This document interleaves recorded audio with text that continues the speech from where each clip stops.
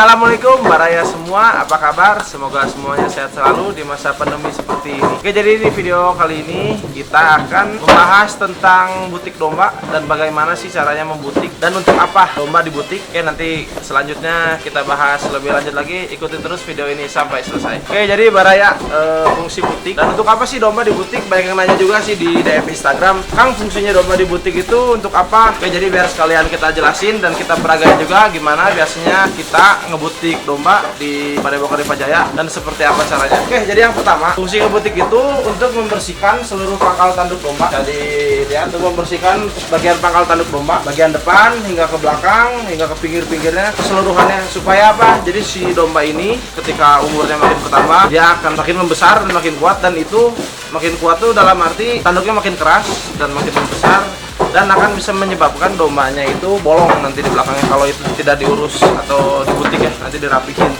Jadi di bagian belakang pangkal tanduknya ini, kayak contohnya gandara. Jadi di sini selalu dibersihin, dirapihin, dan disemprot alkohol dan obat biru gini. Supaya apa? Jadi belakang ini steril, tetap steril, bersih selalu. Jadi nggak ada bolong-bolong. Besok ada domba yang belakang ini diginiin, masuk bolong dan bau. Itu yang bikin domba nanti bisa apa ya? Ketika ditangkaskan pun jadi kasihan. Jadi kita perawat sepenuhnya dengan membutik bagian keseluruhan pangkal tanduknya. Jadi dari kecil sampai besar, karena selain untuk membuat pangkal tanduknya bersih juga bisa membuat dombanya pertumbuhannya bisa lebih maksimal.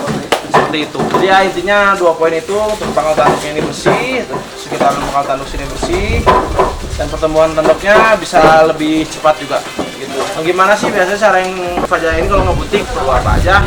Nanti kita lihat yang kita perluin buat ngebutik apa aja. Kita lihat dulu. Kita ambil dulu barang-barangnya. Oke, Baraya, jadi alat-alat yang kita perluin ini yang pertama ada gunting butik. Ini ada 2 macam ya. Bengkokannya ada yang lebih bengkok dan yang bengkok biasa. Sama aja sih sebenarnya, mau kayak gimana pun, yang penting di bagian pangkal tanduknya semua bisa rapi bersih. Oh, ini ataupun ini. Terus juga ada ember buat air hangat sama kainnya buat ngompres.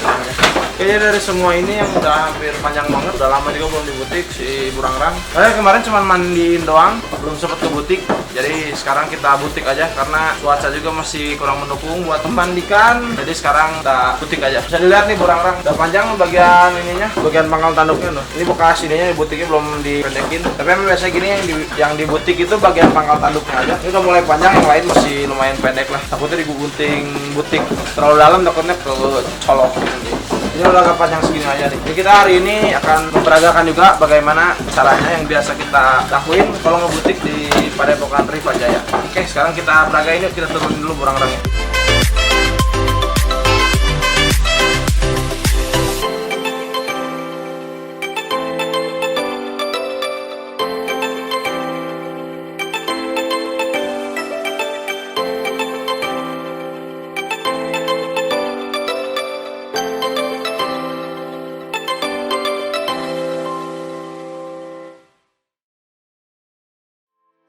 Jadi kita taliin dulu biar dia tuh, pas ternyata.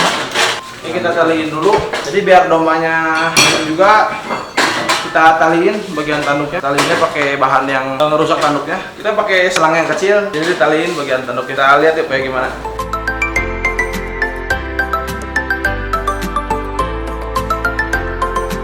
Oke, Baraya, ini taliinnya udah selesai bagian tanduknya. Jadi biasa sebelum kita butik kita pakai air biasa. Ini air dingin dah, bukan air hangat, air biasa buat ngebasahin bagian pangkal tanduknya aja. Jadi biar dicukurnya gampang, kita basuh bagian pangkal tanduknya. Kita basahin pakai air biasa. Jadi biar dibutiknya juga gampang.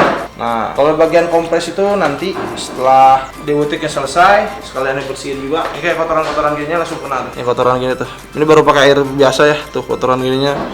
Kayak bekas sisa minyak yang mengering di tanduknya.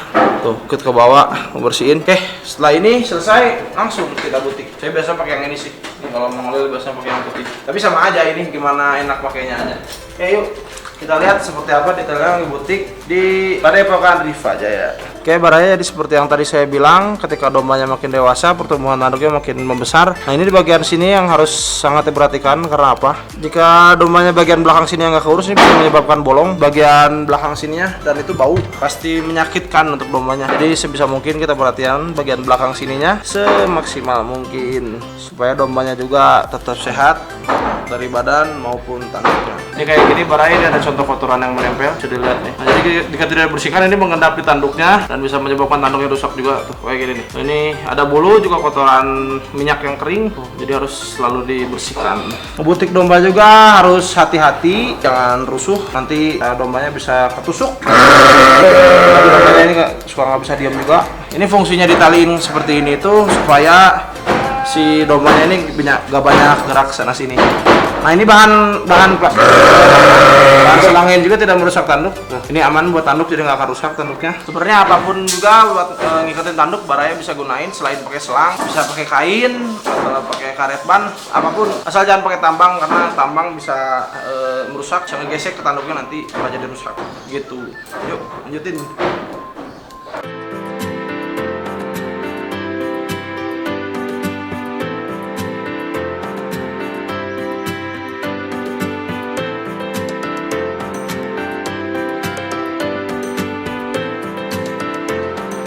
Oke, untuk urusan butik-membutik, tiap peternak atau petani atau pemelihara domba semuanya pasti memiliki teorinya masing-masing. Ada yang nyukurnya bagian pangkal tanduknya, ada yang dirapihin sampai bawah, semuanya. Sebenarnya itu tergantung pemeliharanya sendiri. Yang terpenting bagian tanduk pangkal dombanya. Nah, pangkal tanduk dombanya itu selalu bersih dan terawat.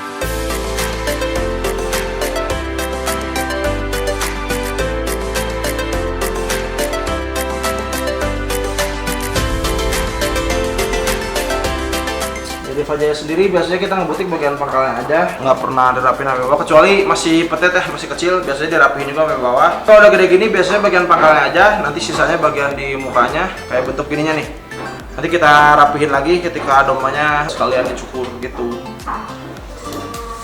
Oke, Baraya ini udah selesai. Berang-berangnya agak-agak bisa diem sedikit, tapi alhamdulillah beres, lancar. Udah beres. Kita langsung kompres pakai air hangat. Ini ada air hangat tuh di sini. Yuk, kita langsung kompresin. Kita lihat perbedaan sesudah dan sebelum di butik ya. Bikin tampilan dombanya jadi enak dilihat.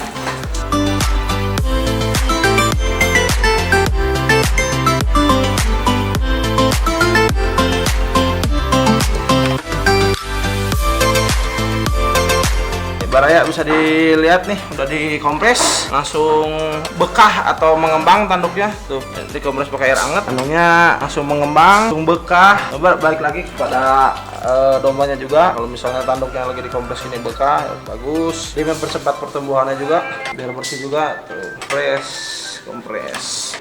Mantap, mandi, kasih kak. Baraya kompresnya udah beres. Kalau kita keringin dulu, kita aduk.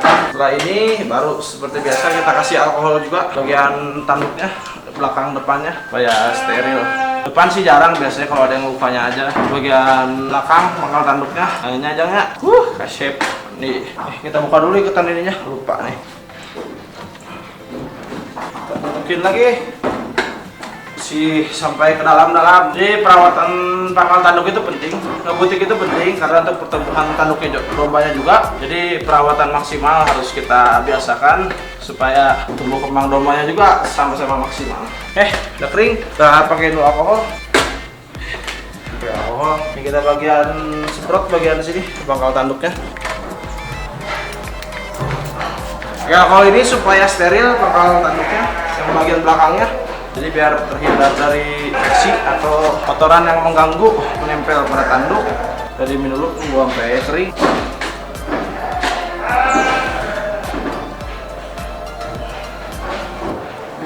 Muah. Oke, udah kering Baraya, langsung kita minyakin. Oke, Baraya di kering udah, dikering, diandukin udah, dialkoholin udah. Kita minyakin, kita pakai minyak yang waktu itu kita bikin. Nah, yang buat Baraya yang belum nonton gimana cara bikin minyak ini, nonton ya, videonya ada di sini, nanti kita cantumin. Oke, kita langsung minyakin.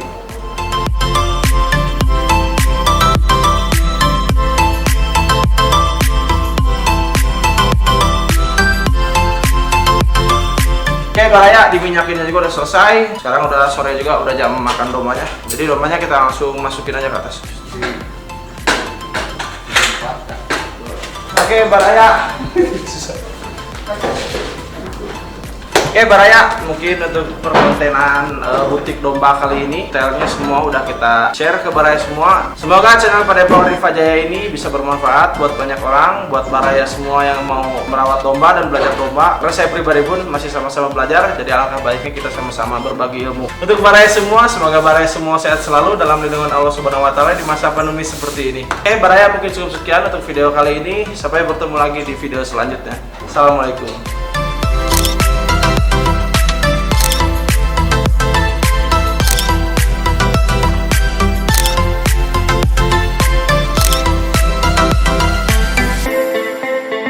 Oke, Baraya, jangan lupa saksikan terus video kita di YouTube channel Padepokan Riva Jaya setiap hari Selasa dan hari Sabtu jam 4 sore. Jangan lupa like, komen, dan klik tombol subscribe-nya. Nyalakan loncengnya dan jangan lupa follow IG kita Padepokan Riva Jaya dan Facebook kita PDP Riva Jaya. Terima kasih. Atur nuhun. Wassalam.